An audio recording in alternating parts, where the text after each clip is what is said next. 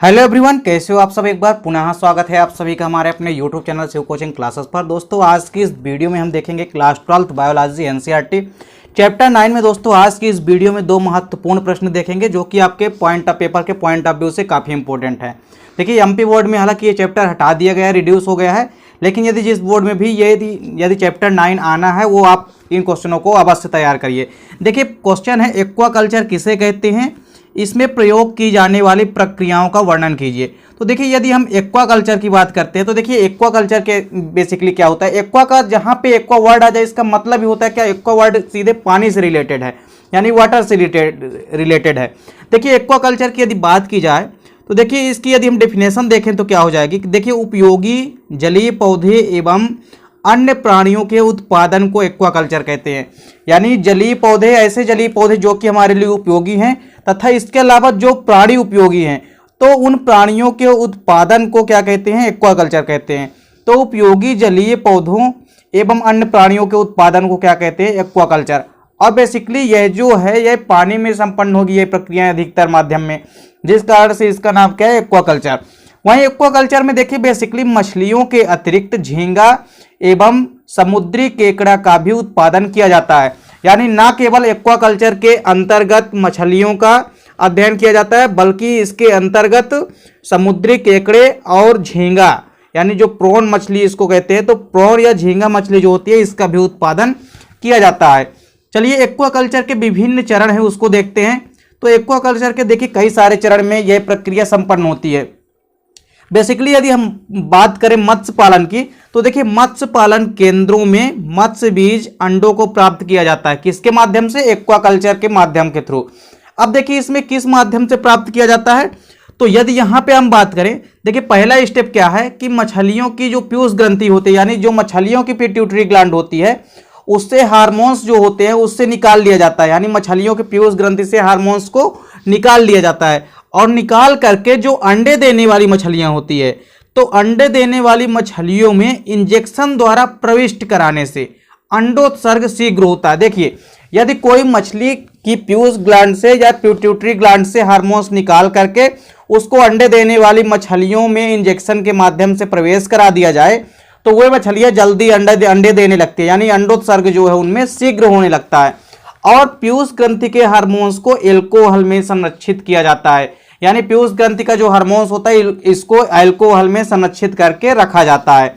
वहीं दूसरा स्टेप क्या है इसके बाद कि अंडे को हेचरी या नर्सरी में डाल दिया जाता है। अब देखिए अब अंडे को क्या किया जाता है, हेचरी या नर्सरी में डाल दिया जाता है। इसके बाद क्या होता है कि इस हेचरी का तापमान जो है 27 डिग्री सेल्सियस से 31 डिग्री सेल्सियस होता है। तो इसका टेम्परेचर कितना होता है, 27 degree Celsius to 31 degree Celsius.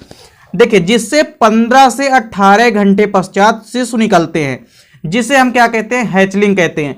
तो देखिए अंडे को हेचरी या नर्सरी में डाल दिया जाता है जिसका तापमान 27 डिग्री सेल्सियस से 31 डिग्री सेल्सियस तक होता है, जिससे कि 15 से 18 घंटे पश्चात शिशु निकलने लगते हैं और जिसे हम क्या कहते हैं, हैचलिंग कहते हैं।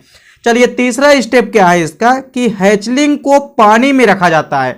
देखिए हैचलिंग को मुख्य रूप से कहाँ रखा जाता है, पानी में रखा जाता है, जिससे क्या होता है 4-5 दिनों के पश्चात यह छोटी मछली में रूपांतरित हो जाती है।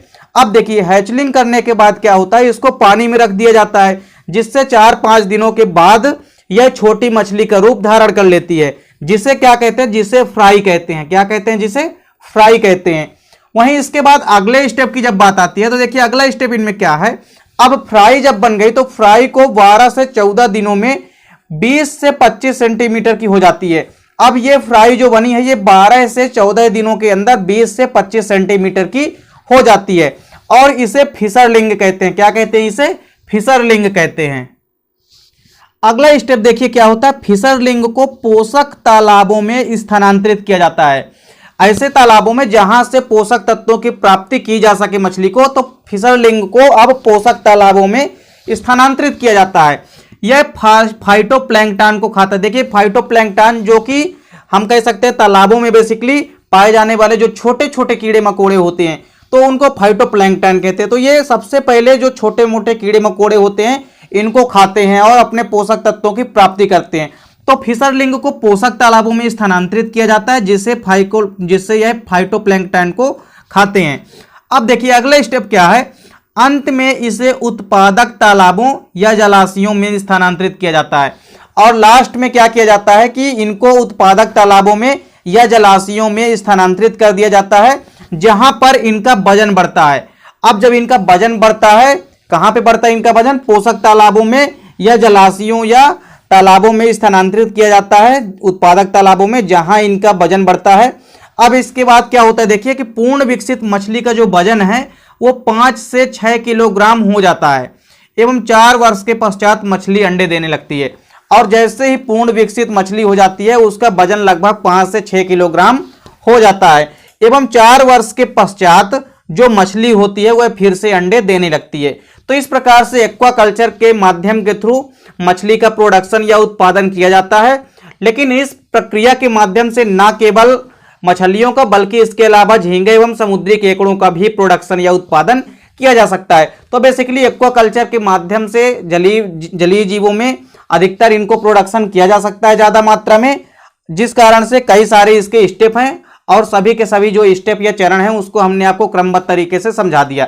अब इसके बाद देखिए दूसरा इंपॉर्टेंट क्वेश्चन क्या है, देखिए दूसरा क्वेश्चन क्या है, जो मछली का मांस होता है यानी जो मछली का मीट होता है, तो फिश का जो मीट है वो अन्य जंतुओं की मांस की तुलना में सर्वोत्तम क्यों है। यानी जो मछली का मांस होता है ये बाकी जंतुओं की मांस की तुलना में ज्यादा सर्वोत्तम है, या हम कह सकते हैं ज्यादा अच्छा होता है, क्यों। तो देखिए इसके कई सारे रीजन है। बेसिकली यदि बात करें मछली की मांस के सर्वोत्तम होने के कारण जो है तो कई सारे कारण है। देखिए इसमें से पहला कारण क्या है कि मछली के मांस में प्रोटीन की पर्याप्त मात्रा होती है। यानी जो मछली का मीट होता है यानी जो फिश का मीट होता है इसमें प्रोटीन की पर्याप्त मात्रा होती है, जिस कारण से यह बाकी जंतुओं की तुलना में अधिक सर्वोत्तम है या अधिक अच्छी होती है। अब देखिए इसमें दूसरा क्या है कि इसमें आयोडीन की मात्रा ही पाई जाती है, जिस कारण से यह ग्वाइटर रोग से भी बचाव करता है, जिस कारण से मछली का मांस जो है बाकी जानवरों की मांस की अपेक्षा ज्यादा सर्वोत्तम होता है। इसके अलावा एक और रीजन क्या है कि इसमें की मात्रा कम होती है, जिससे हृदय से संबंधित बीमारी नहीं होती है। देखिए इसमें अब वसा की मात्रा जो है वो भी क्या होती है, कम होती है। तो चूंकि वसा की मात्रा कम होती है जिस कारण से हृदय से संबंधित बीमारी भी नहीं होती है। तो इस प्रकार से मछली जो है इसका मांस जो है अत्यंत उपयोगी है। तो देखिए इसमें सबसे महत्वपूर्ण तो यही है कि इसमें वसा की मात्रा भी कम होती है, जिस कारण से इससे हृदय रोग से संबंधित कोई भी बीमारी नहीं होती है, यानी हार्ट से रिलेटेड कोई भी डिसीजेज नहीं होती है। इसका अगला देखिए मुख्य रूप से क्या कारण है, इसमें वसा में विलेय विटामिन ए एवं डी की पर्याप्त मात्रा होती है या पाई जाती है। तो देखिए इसमें बेसिकली कई सारे रीजन है। पहला रीजन क्या है कि मछली के मांस में प्रोटीन की मात्रा अधिक होती है। दूसरा रीजन क्या है कि इसमें आयोडीन भी पाया जाता है, जिस कारण से ग्वाइटर रोग से यह बचाव करती है या घेघा रोग से बचाव करती है। तीसरा रीजन है कि इसमें वसा की मात्रा कम होती है, जिससे हृदय रोग से संबंधित बीमारी नहीं होती है।